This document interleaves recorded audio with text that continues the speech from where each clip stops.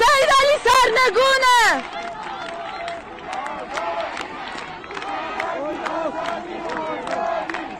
آزادی آزادی آزادی آزادی آزادی. 29 آبان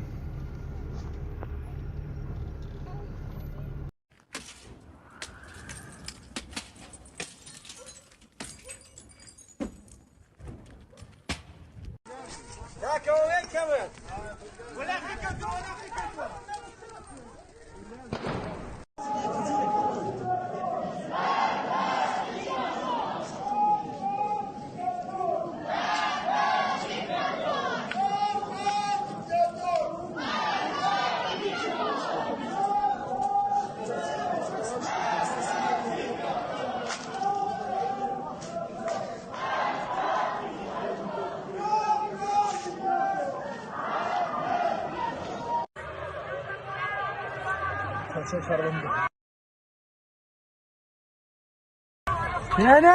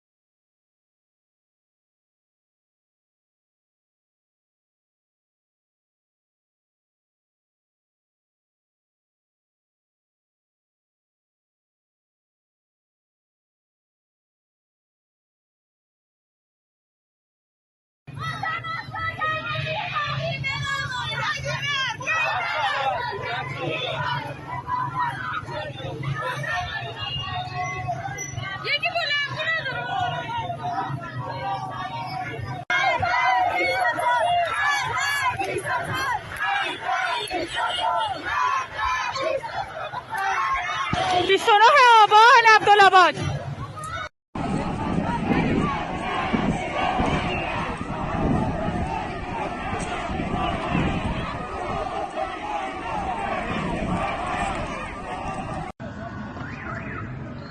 دست شخصی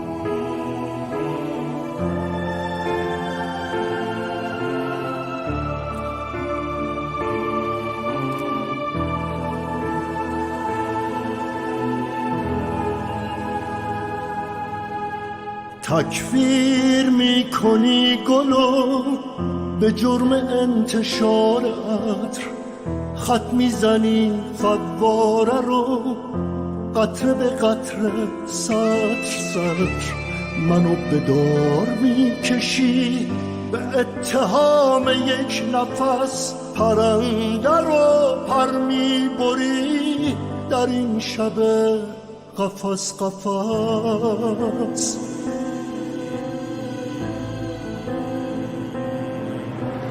دیوار میکشی هنوز بین چراغ و چشم من، زنجره ها رو میکشی از ترس هم صدا شدن، رگبار میبندی به ماه، فانوس و گردن میزنی، ستاره پایین میکشی، آینه ها رو میشکنی.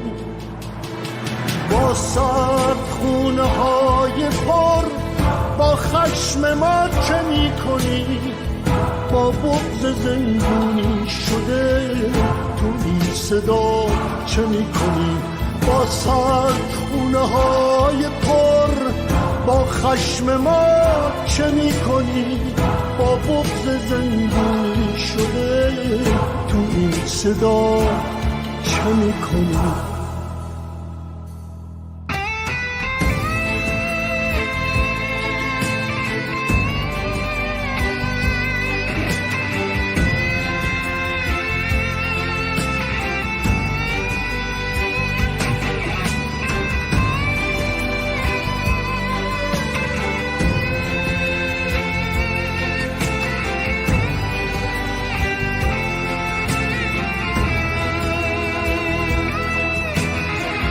شکنجه میدی گندم و با سایه دست غضب، حراج میکنی تنه مزرعه رو وجب وجب، لاله به حبس میبری شب پر پر میکنی، خورشید و میدزدی و شب رو مکرر میکنی، رگبار میبندی به ما، فانوس و گردن میزنی، ستاره پایین میکشی، آینه ها رو میشکنی.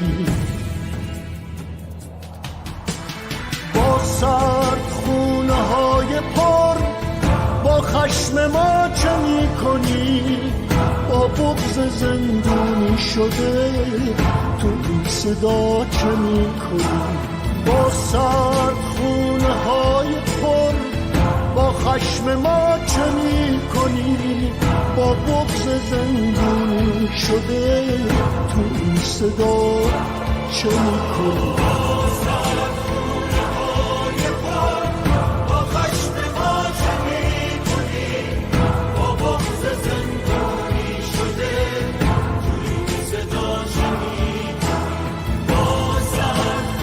با سرد خونه های پر با خشم ما چه میکنی، با بغض زندونی شده تو این صدا چه میکنی.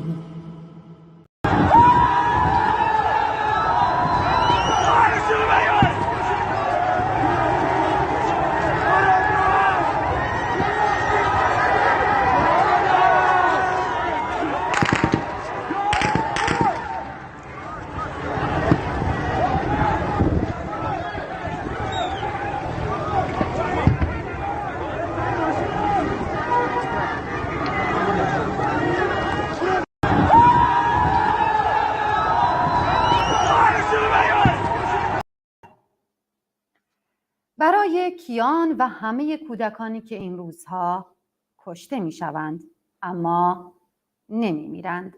شعری از حافظ معصومی. به خاک نمی سپاریمتان، به سایه سار سروها، به دریا، به صخره‌های بلند، به آسمان حتی نخواهیمتان سپرد.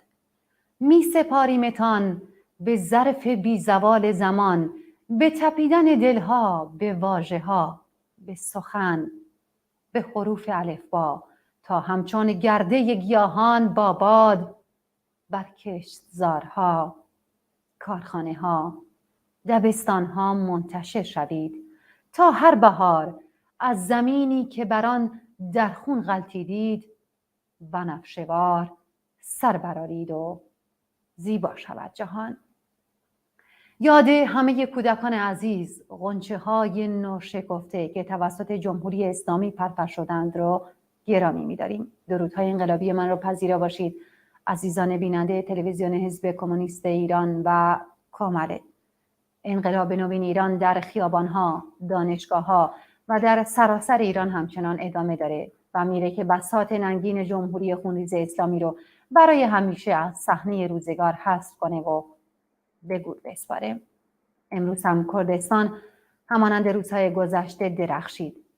مردم در خیابان‌ها و در شهرهای مختلف از جمله مهاباد، بوکان، مریوان، سنندج، سقز، جوانرود، پاوه، سردشت، کامیاران، دهگلان، پیرانشهر، ربد، نلاس و غیره به صحنه مبارزه و رودرویی با نیروهای سرکوبگر رژیم خیابان‌ها را تبدیل کردند.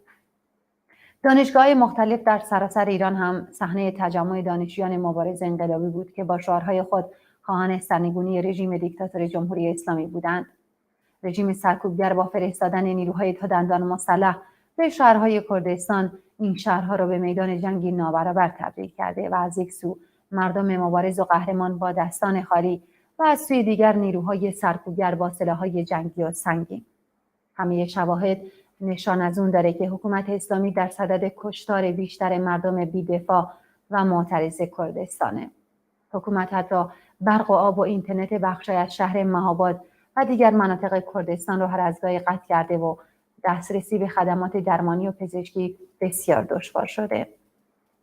کردستان سنگر محکم مبارزه علیه ارتجاع اسلامی است و در 2 ماه گذشته هم تمامی شهرها و حتی تعدادی از روستاها میدان مبارزه مردم شریف آزادیخواه علیه نیروهای سرکوبگر حکومت اسلامی هستند. اعتصابات، اعتراضات و پیگیری خواسته‌های آزادیخواهانه، دموکراتیک و برابری طلبانه خشم و کینه حاکمان رژیم اسلامی از مردم و احزاب کردستان رو به سطح بسیار بالاتری کشانده. مردم کردستان در همسرنوشتی با دیگر مردم ایران خواهان تحقق حقوق انسانی و اولیه خود از جمله آزادی، برابری، عدالت و سرنگونی حکومت اسلامی هستند.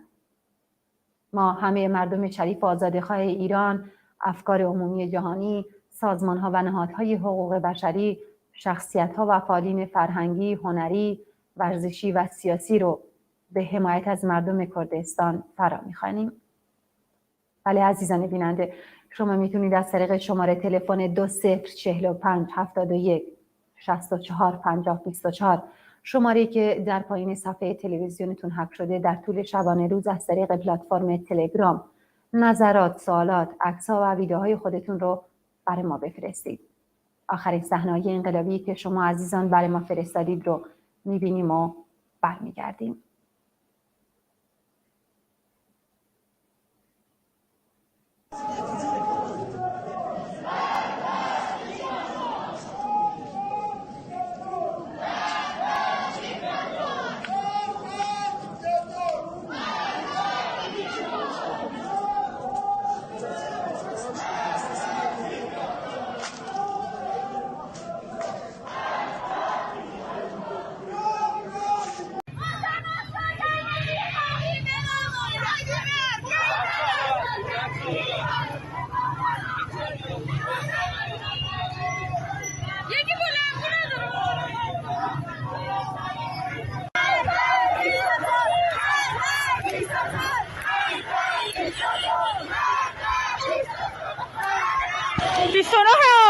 عبدالآباد.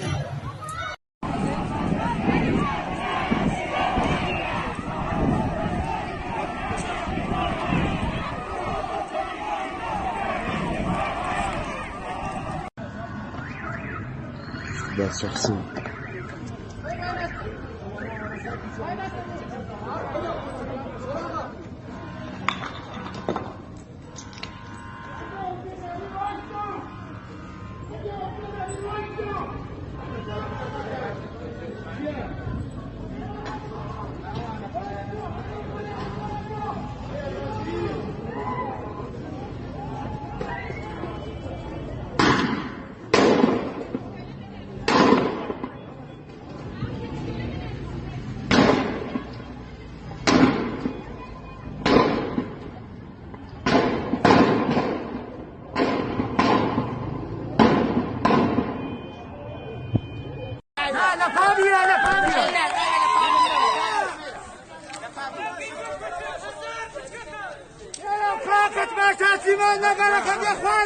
گلان راهبندان دهگلان راهبندان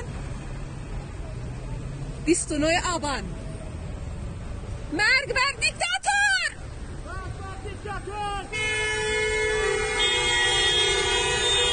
آفرین بشین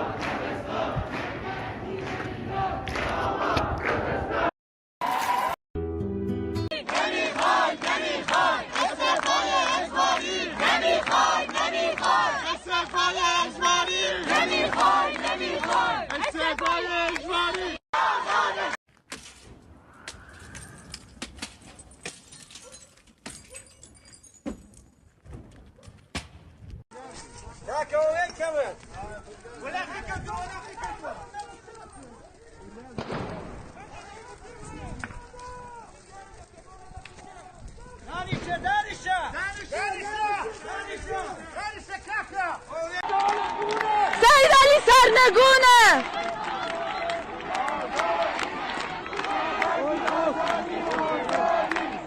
آزادی آزادی آزادی آزادی آزادی 29 آبان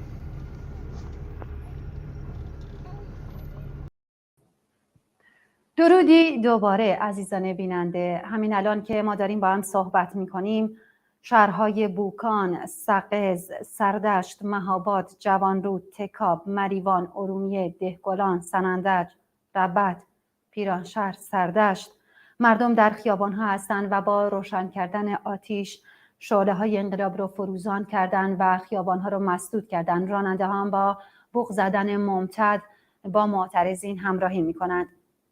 دکتر کامران متین نوشته جالب و کوتاه نوشتن که دیروز در اول برنامه براتون خوندم، اما متاسفانه صدای برنامه قطع شده بود و امروز خواستم که این نوشته کوتاه و مختصر و اما مفید رو براتون بخونم درباره تلاش رژیم برای میلیتاریزه کردن انقلاب.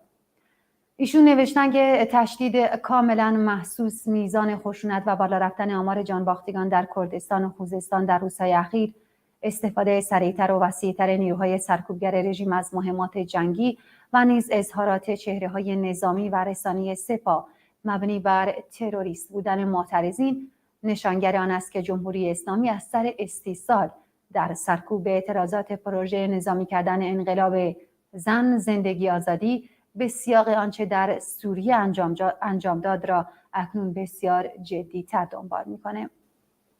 در این شرایط تداوم خویشتن‌داری شاخه‌های نظامی احزاب کردستانی از اهمیت حیاتی برخوردار است، گرچه در شرایطی که معترضین مدنی و شهروندان غیر نظامی آماج روزانه رگبار نیروهای سرکوبگر رژیم هستند. دفاع مسلحانه از آنها به لحاظ اخلاقی و حقوقی مشروعیت داره، اما به لحاظ سیاسی اشتباهی استراتژیک خواهد بود که هزینه انسانی و سیاسی بزرگی را به انقلاب جاری وارد خواهد کرد. چرا؟ چون رژیم خواهد توانست پتانسیل سیاسی مترسک تجزیه ایران را عملی بسازه و در صفوف انقلاب توده‌های به جان آمده مردم تفرقه ایجاد کنه. نیروهای خسته و پایگاه اجتماعی خود که به سرعت در حال کوچک شدن است را متحد و با انگیزه کنه و کشتار صنعتی معترضین و اعمال سیاست زمین سوخته رو به خصوص در مناطق حاشیه مانند کردستان، خوزستان و بلوچستان توجیه کنه. امید که احزاب سیاسی کردستان که سازمان یافته ترین، منظم ترین و با نفوذ ترین بخش اپوزیسیون جمهوری اسلامی هستند به سیاست مسئولانه و پردرایت تاکنونیشان مبنی بر اجتناب از پاسخ نظامی به حملات وحشیانه جمهوری اسلامی به مردم کردستان و اردوگاه‌هایشان ادامه دهند و از هر گونه مداخله نظامی در حمایت از انقلاب جاری در مقطع کنونی اجتناب کنند.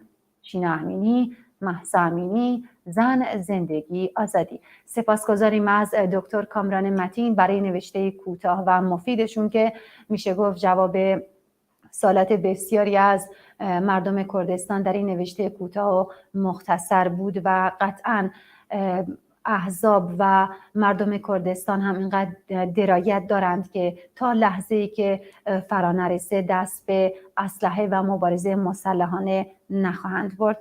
در این بخش از برنامه همراه هستیم با رفیق فراست صالحی، عضو کمیته مرکزی کامل و حزب کمونیست ایران از سوئد. رفیق فراست، سلام و درود، خیلی خوش اومدید. خیلی خوشحالم که در برنامه زنده امروز در خدمت شما هستم. منم با سلام به شما و همکارانتون و خسته نباشید و همچنین بینندگان عزیز تلویزیون حزب کمونیست ایران. خیلی خوش اومدید. خب رفیق فراست، در آغاز برنامه ما اشاره داشتیم به اینکه کردستان میلیتاریزه شده و میشه گفت در عده‌ای از شهرهای کردستان از جمله مهاباد فضا کاملا جنگی هستش و نیروهای سرکوبگر در خیابونها هستند و با سلاح‌های نیمه سنگین دارن به سمت مردم شلیک میکنن. نظر شما در این مورد چیه و فکر میکنید که به چه دلایلی رژیم دست به اینطور اعمال زده در کردستان؟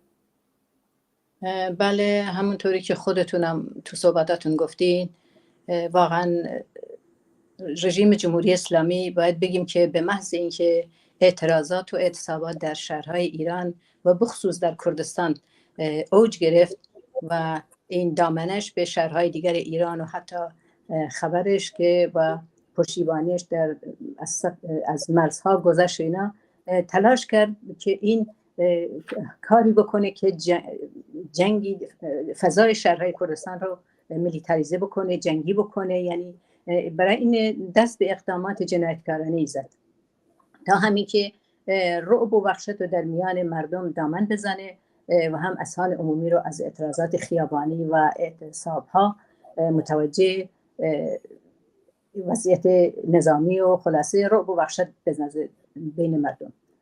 همونطوری که خودتونم گفتین، همه میدونیم که جمهوری اسلامی، حکومت جمهوری اسلامی امروز عاجز و ناتوان و درمانده شده و در چند روز اخیر با خشونت و درندگی بیشتری دست به سرکوب و کشتار معترضین و حتی رهگذاران در کوچه و خیابان و از همه مهمتر کودکان رو هدف قرار میگیره. کودکان زیادی در طول این 2 ماه کشته شدن و جانشون رو از دست دادن و اونا رو هدف میگیره و جمهوری اسلامی در برابر اعتصاب و اعتراضهای وسیع و سراسری تو در ایران باید بگیم واقعا وحشت زده و سردرگم شده و با تیراندازی هایی که به سوی مردم معترض میکنه به قصد کشتن و به شیوه خونین و میخواد این کردستان رو به یک میدان جنگ نظامی تبدیل بکنه و متاسفانه باید بگیم در مدت این چند روز اخیر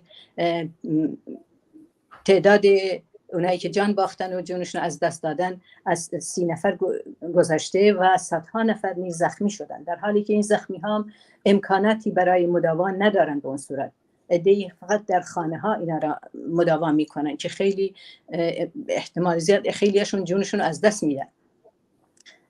بعد باید بگیم که سرکوب در شهرها و ماجراجویی های نظامی که در خارج مرزها جمهوری اسلامی علیه مردم کردستان انجام میده، این دقیقاً بار اولش نیست، دفعه اولم نیست و آخرش هم نیست. این ابعاد جدیدی به خود گرفته. تازگی هم مثلا میخواد مثلا تجمع نیرو در مرزهای اقلیم کردستان و تهدید به حمله نظامی، به حمله زمینی به خاک عراق و نمونهش که و همچنین میخواد لشکرکشی نظامی کنه به این قسمت ها و امروز در مهابت شما خودتون اشاره کردین به شهر مهابت در اخبار گزارش‌هایی که صحبتشو کردین، اصلا باید بگیم لشکرکشی کرده به شهر مهابت و سقز و سنندج و غیره، کلا شهرهای کردستان. و در چند روز گذشته این باید بگیم نیروهای سرکوبگر رژیم الان تو شهرهای کردستان بخصوص در مهابت و بوکان سلاح‌های سنگین و نیمه سنگین و همینطور دیروز با روی شهر بوکان هلیکوپترهای نظامی و پهپادها بر فراز شهرها در حرکت بوده و کلا این یه فضای جنگی رو بر مردم و شهرهای کردستان تحمیل کرده و به این شیوه میخواد رعب و وحشت در میان مردم بندازه که مردم رو از خیابانها به خونه برگردونه، تا اینکه به این وضعیت مثلا میخواد که فکر کنه که مثلا این مردم خیابان رو جا میذارن، کنار میذارن یا مثلا اعتصاب رو جا میذارن. باید بگیم در کنار این تحرکات، این حرکت هایی که کرده، یک گروهی اعلام موجودیت کرده که اینا هیچ هویتی هم ندارن، یعنی هیچ حزب سیاسی شناخته شده و فعالی مسئولیت این کار رو در عهده نمیگیره و عملاً به تحقق هدفهای جمهوری اسلامی در نظامی کردن شرجیت میگه. این به احتمال زیادی خودشونن، یعنی همون مزدوران جمهوری اسلامی و اونایی که پاسداران اینا در لباسهای شخصی به شیوه اطلاعیه میدن که ما داریم این کار رو میکنیم. مثلا نوشته بودن که عوامل رژیم رو میکشیم و عکسشون میگیریم براتون میفرستیم. فکر کنم به احتمال زیاد خودشون هستن، چون کسی تا حالا هیچ حزب سیاسی و یا گروهی یا اینو به عهده نگرفته و حقیقت نداره. یعنی باید بگیم که کلیه شواهد اینا نشون میده که حکومت اسلامی اینه میخواد کشتار مردم بی‌دفاع و معترض کردستان رو این مسئله زیاد بکنه، یعنی بیشتر رو این مسئله تاکید بکنه، پیش ببره، یعنی وضعیت رو بیشتر جنگی و دست بزنه به کشتار و خونین بیشتری. حتی باید بگیم که دیروز در بوکان گفتن که آب و سمی کردن، آب آشامیدنی، برق و اینترنت و بخش‌های امداد و درمان و دارو اینا را همشون خیلی محدود شدن و در دسترس مردم خیلی به ندرت پیدا میشه. یعنی کلا کردستان رو به یک وضعیت خیلی ناهنجاری تبدیل کرده. بله، خواستین سوال کنم. بسیار خوب. رفیق فراست، یه بیننده عزیزی برای ما پیام فرستاده با یه برگه، نوشتن که همین حالا تمام محله کریم آباد و شهناز و خیلی از مناطق سقز شلوغ و نیروهای سرکوبگر در حال تیراندازی هستند. یه عکس هم برای ما فرستاده که در پلتفرم‌های اجتماعی امروز دست به دست میشد، چون این عکس رو برای ما فرستادن. یه برگه هستش که روش نوشته هشدار هشدار، هشدار به عوامل گروهک‌های تروریستی دموکرات، کماله، پاک، منافقین و غیره. همه عوامل و هواداران و تسلیمی گروهک‌های تروریستی توسط دوستان نظامی جمهوری اسلامی ایران مقتدر شناسایی شدند. اگر به ساختمان، مغازه‌ها و غیره دوستان نظام جمهوری اسلامی ایران توسط عوامل آنها و یا اغتشاشگران تعرض شود، به ازای خانه و مغازه 10 خانه و مغازه از عوامل و هواداران آنها را به آتش خواهیم کشید. از طرف دوستان و طرفداران نظام مقدس و مقتدر جمهوری اسلامی ایران. این نوشته که این برگه رو دیشب مزدوران محلی به حیاط منازل مردم در سقز انداختن. سپاسگزاریم از این بیننده عزیز، هرچند که این برگه در سوشیال میدیا دست به دست میشد، اما خب هیچ انتظاری دیگری از عوامل رژیم نداریم و قطعا این کارو خواهد کرد. رفیق فراست، اشاره کردیم به اینکه تلویزیون ایرانم، بله، تلویزیون ایرانم تو اخبارش نشون داد که اینو مثلا امروز برای به خاک سپردن 2 تا از اون مزدوران جمهوری اسلامی که در کردستان به هلاکت رسیدن، اونا هم تجمع زیادی رو جمع کرده بود و با عده‌ای معلوم بود اینا همون خواهر زینبی ها و مثلا مزدوران دور و بر خودشون صحبت میکنن که اینا مثلا این کارو میکنیم، این کارو میکنیم. این از این تهدیدها زیاد هست. بله بفرمایید. میخوان که کردستان رو ربط بدن به احزاب مخالف رژیم و اونطور که تا همین امروز هم انجام دادن بیشتر از این میلیتاریزش کنن و مردم رو قتل عام کنن. خب کردستان اعتراضات دانشجوها در تهران که کامله و احزاب دیگر رو ندارن، ایزه چی، خوزستان، اهواز، همه این شهرهایی که هستن، فقط میخواد افکار عمومی رو منحرف کنه. این هم یکی از سناریوهای سوختشه که در طول 43 سال گذشته همه این کارش بوده. رفیق فراست، خب ما شاهد یه اتحاد خیلی بیشتری هستیم در بین مردم کردستان، همه شهرهاش، از اعتصاب و اعتراضاتش گرفته و مخصوصا از 24 آبان که سالگرد آبان خونین بود، سومین سالگرد آبان خونین بود و فراخوان‌هایی دادن. از اون روز تا حالا مردم کردستان برای یه لحظه هم خیابون‌ها رو جا نذاشتن و در خیابون‌ها بودن و شعارهای مختلف و بسیار رادیکالی هم دادن. ما این همبستگی، این اتحادی رو که در بین مردم کردستان و در شهرهای مختلف است در سایر نقاط ایران نمی‌بینیم. به نظر شما این همبستگی و اتحاد ناشی از چیه؟ ببین کردستان خیلی وقت، سال هاست که این اتحاد و همبستگی در میان مردم کردستان هست.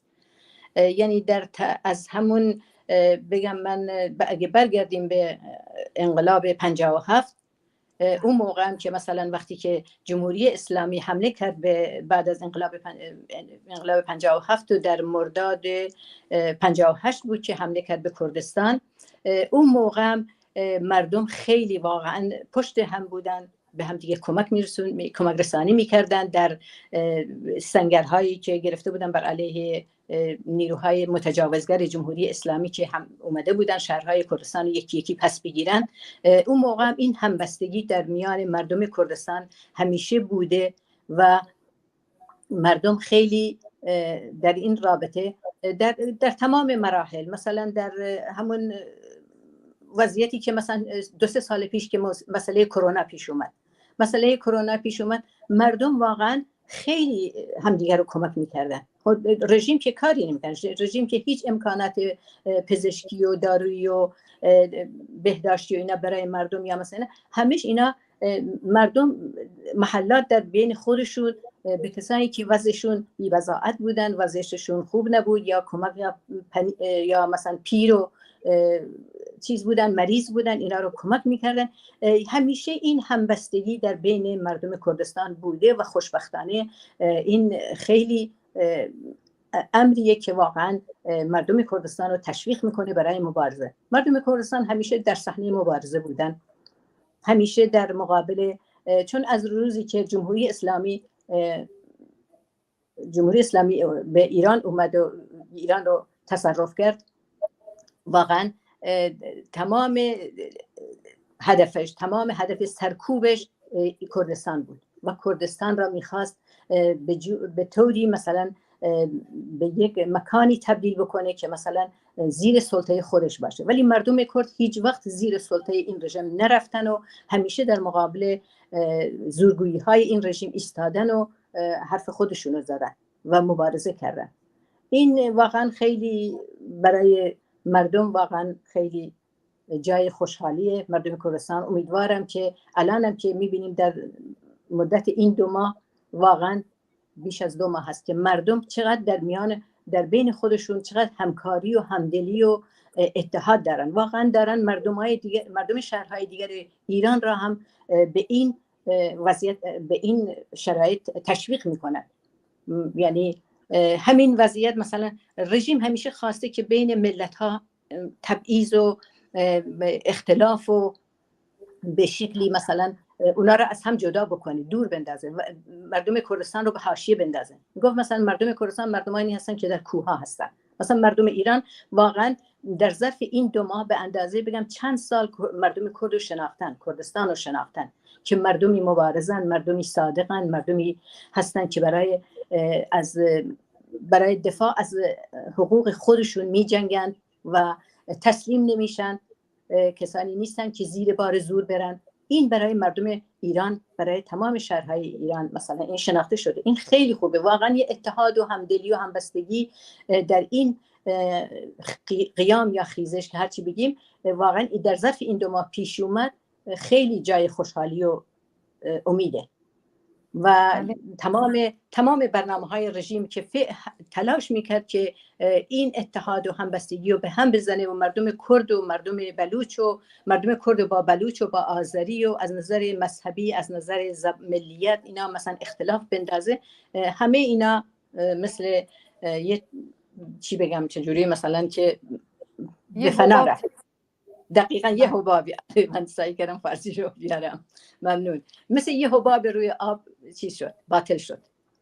و همینطور باید بگیم ببخشید یه چیز دیگه هم، این یکی از دستاوردهای این واقعا این انقلاب، این تقریبا این قیام، یکی دیگه از دستاورداش که من خودم واقعا اینو خیلی روش اهمیت میذارم، وضعیتی که مثلا زنان و مردان اصلا مردا را به پاسدار و پاسبان زنان تبدیل کرده بود، تو در خانه، در جامعه، در کار، هر جایی که مثلا زنان به مردان میگفت که تو باید مواظب خواهر دخترت یا خانمت باشی که حجابش رو رعایت کنه، که مثلا قانون ضد زن جمهوری اسلامی رو رعایت بکنه. ولی خوشبختانه امروز همه اینا باطل شدن.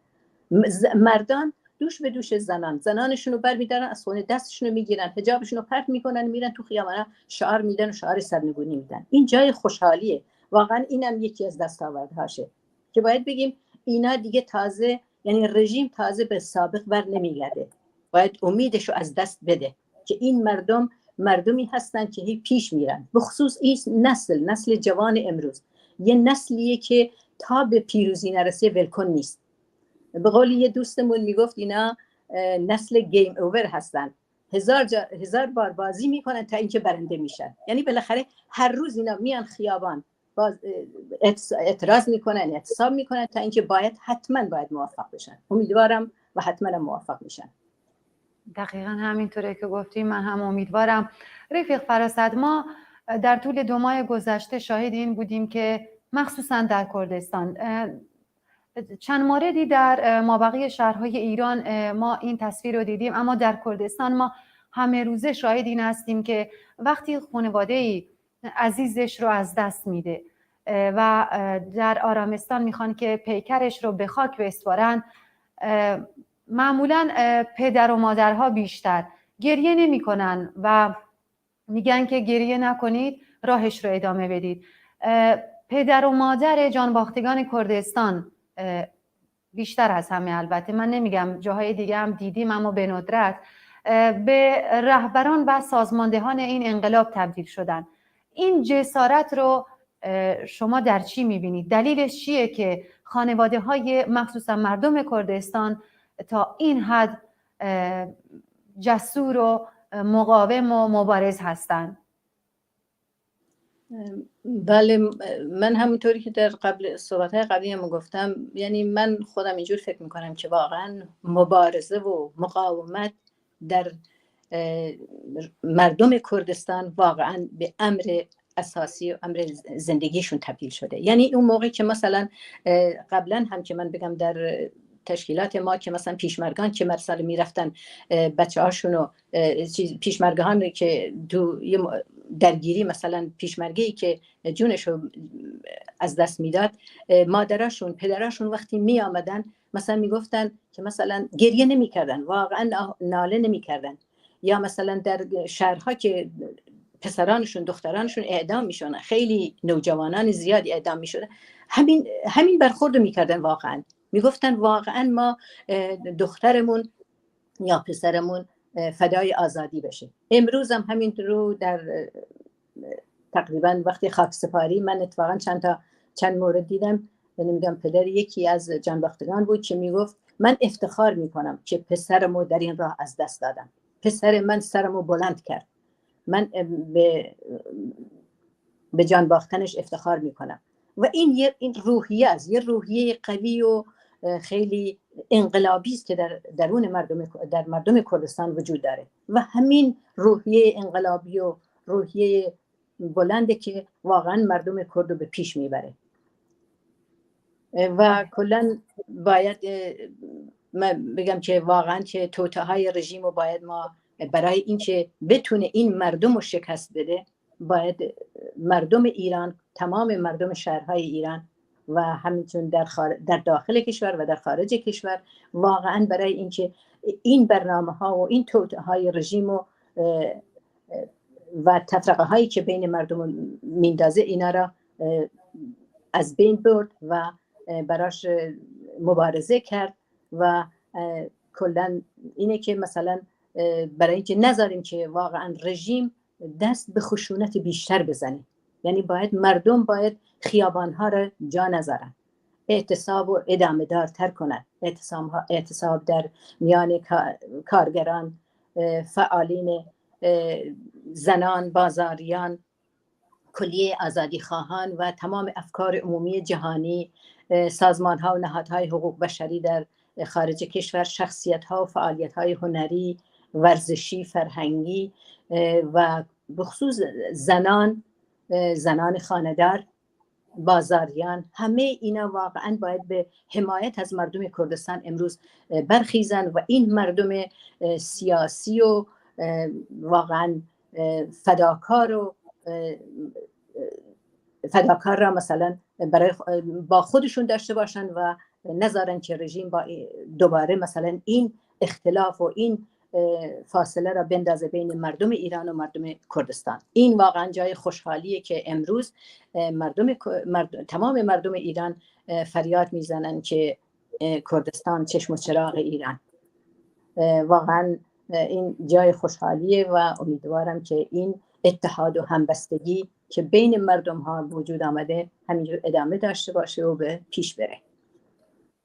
بسیار خوب، ازتون ممنونم رفیق فراست. خب ما در مدت گذشته، در 2 ماه گذشته شاهد این بودیم که واژه‌هایی از جمله لباس شخصی، مزدوران محلی که مدام جوونا رو شناسایی میکنن و آمارشون رو به نیروهای سرکوبگر میدن و اونا رو هدف گلوله‌های جنگی خودشون قرار میدن. خب این مزدوران محلی در بین مردم زندگی میکنن، در محله ها هستن و مردم خیلی خوب اونا رو میشناسن، مخصوصا در کردستان.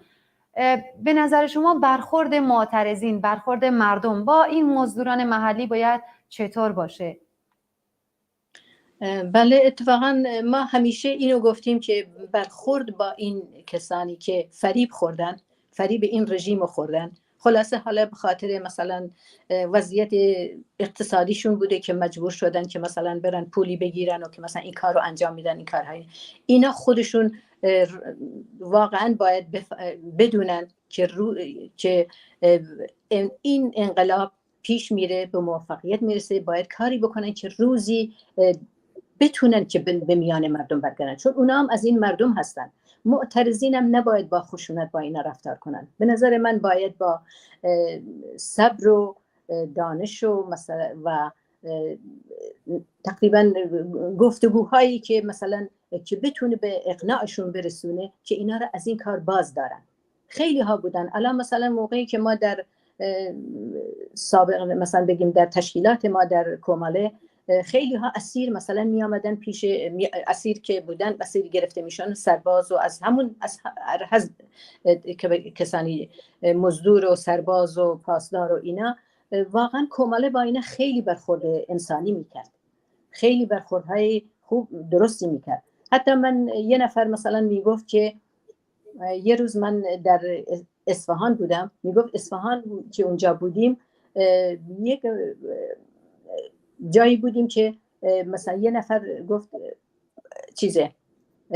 پسرم اومده، پسرم از کوماله اومده، کوماله اونو گرفته و الان آزادش کرده. بعد گفته بود که پسرش اومده بود برای همون دوستمون گفته بود من کوماله زندان نبودم، من تو دانشگاه کوماله بودم. یعنی واقعا چیز میکنه، واقعا اونا را دانش بهشون میدن، براشون صحبت میکنن، آگاهگری میکنن، به جای اینکه و تازه میگفت مثلا تمام امکاناتی که من داشتم از خانه و امکان زندگی و پوشش و خوراک همون مثل خودشون بود، هرچی اونا خودشون میکردن همونو به من میدادن، هیچ گونه اذیت و آزاری، چون واقعا من انسانیت رو از اونا آموختم. به نظر من معترضینم باید همین راهو در پیش بگیرن، یعنی با این کسایی که به این منجلاب افتادن واقعا حالا از روی زور بوده، از روی شخصی خودشون بوده، هر جوری شده باید اینا رو به اقناع برسونن که به آغوش ملت بازگردن و با مردم باشن. و من خودم تو کلیپ هایی که دیدم که یه زنی چادر سرش بود، بعد رفت در میان جمع درگیری، دست پسرش که یک پاسدار بود دستشو گرفت و برد بیرون. بعد اصلا اینو واقعا مردم معترض براش کف زدن، همش کف زدن. خیلی اصلا من خودم خیلی تحت تاثیر قرار گرفتم که این مادر این کارو کرد. ما از مادران میخوام که برن این پسراشونو نذارن تو این منجلاب بمونن، اونا رو برگردونن به آغوش ملت، اونا را و مردم معترضم با صبر و تحمل باید با اونا رفتار کنن. به نظرم هیچ واقعیت، چون الان اگه ما فکر کنیم درصد زیادی مزدور و پاسدار و سرباز و همه اینا رو خب این رژیم در ظرف این 43 سال هم مغزشون رو شستشو داده و هم اینکه از نظر اقتصادی وابسته به خودشون کرده خیلی کارها. چون ما دیدیم خیلی همیشه از این کارا میکنن، مثلا میرفت منطقه های فقیرنشین، موقع مثلا اگه نگاه کنیم این اکثر این بسیجی ها از این منطقه ها گرفته شدن، از منطقه های فقیرنشین و دهات و روستاهای اطراف. خب اینا میدونیم هم از نظر ناآگاهی بوده و هم از نظر احتیاج از نظر اقتصادی که به اینا بوده. خب باید ما اینا را درک کنیم، واقعا همه اینا رو به چشم دشمن نبینیم و برخورد درست و انسانی با اینا بکنیم.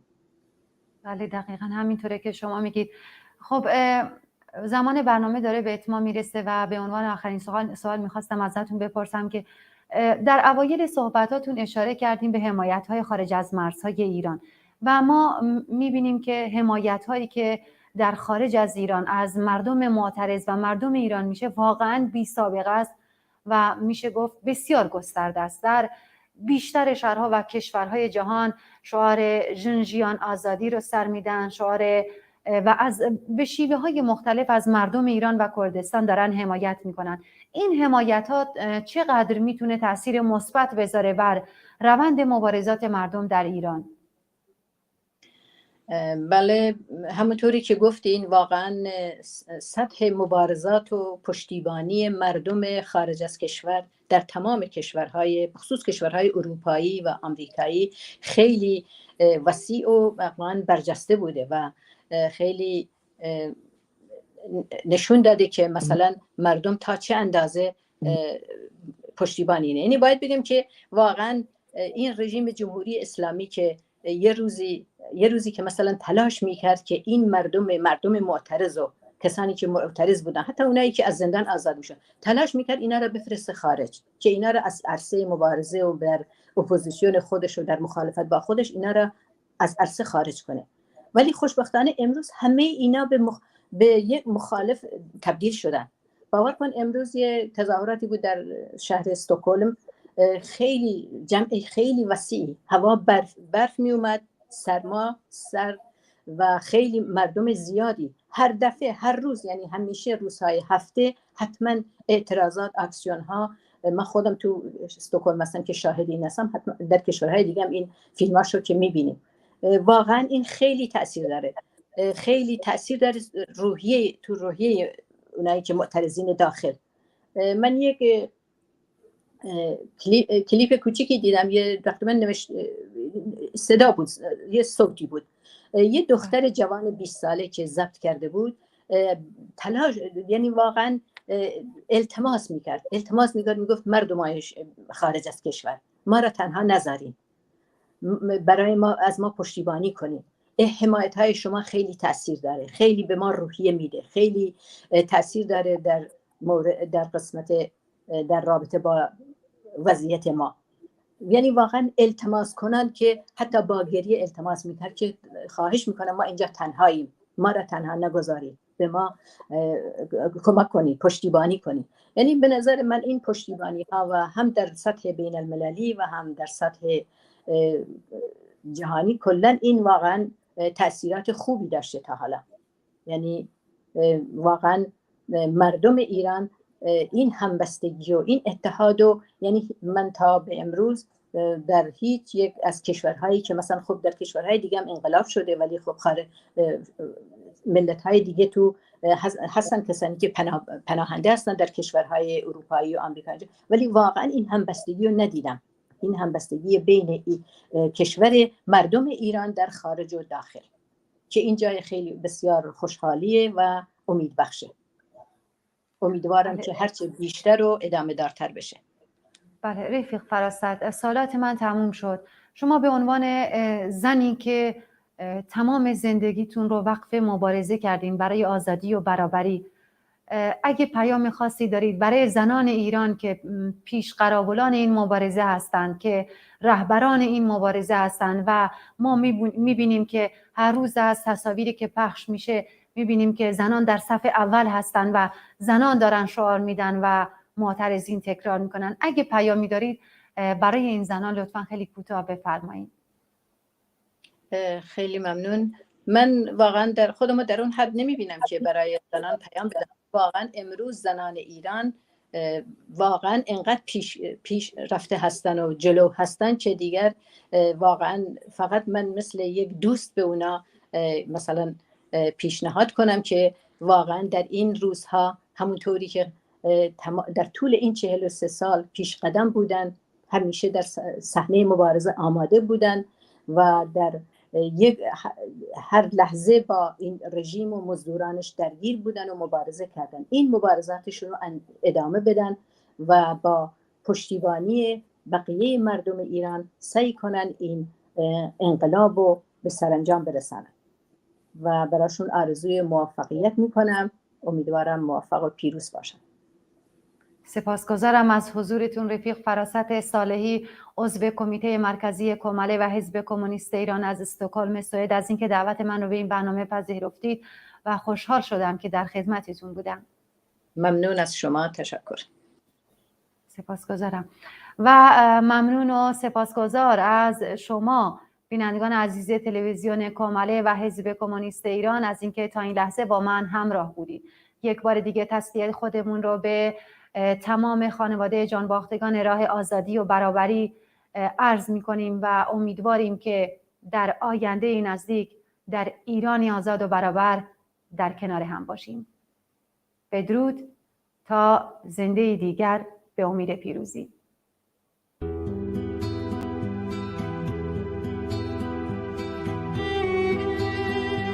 آی ژینا، آی مهسا،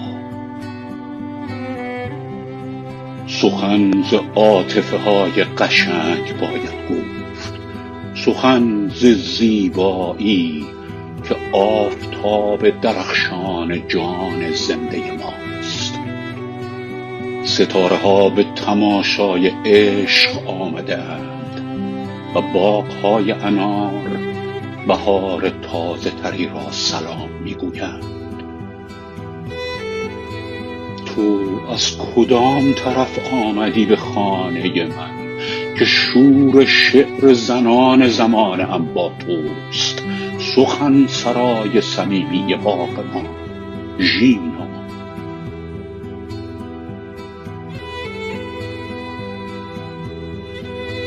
من از تغزل مانای مردم گیلم، من از ترانه تابان جان کردستان.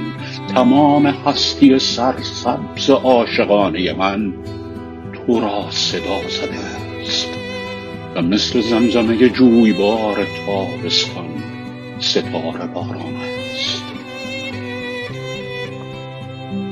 به رنگ اسم خودت هستی، به رنگ زندگی و زن، به رنگ زیبایی که همنشین سلام و کلام آزادی است. تو نیستی که ببینی چه آتشی به دل عاشقان آب زدی. جهان به جان جوانت پیام تازه نوشت و نام تو به سرود سپیده ها پیوست. تو نیستی که ببینی، تو نیستی که ببینی.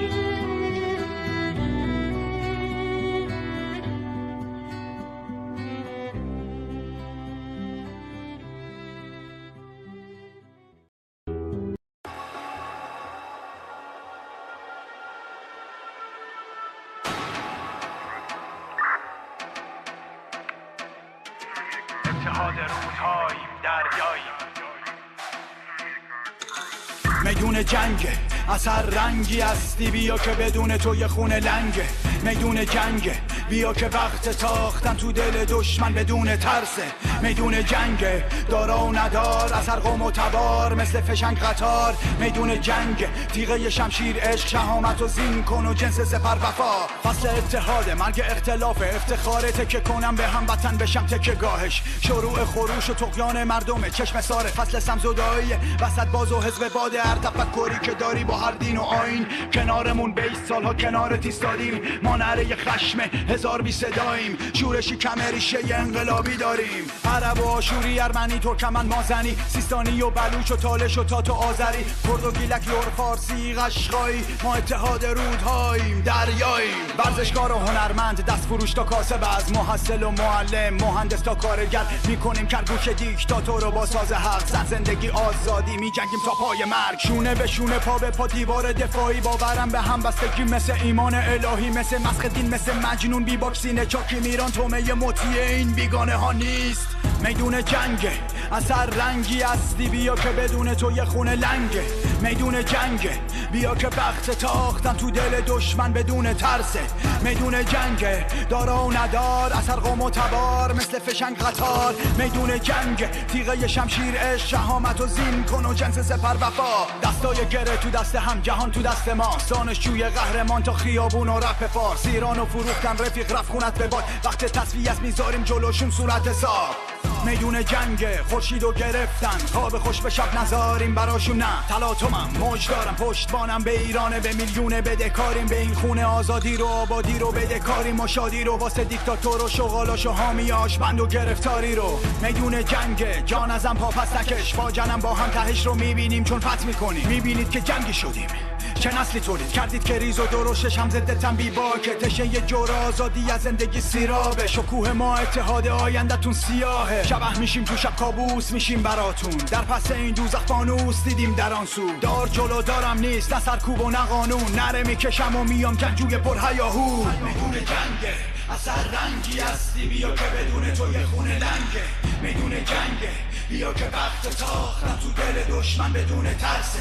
میدون جنگه، دارا و ندار، اثر قوم و تبار مثل فشنگ قطار. میدون جنگه، تیغه شمشیر عشق، شهامت و زین کن و جنس سپر وفا. میدون جنگه.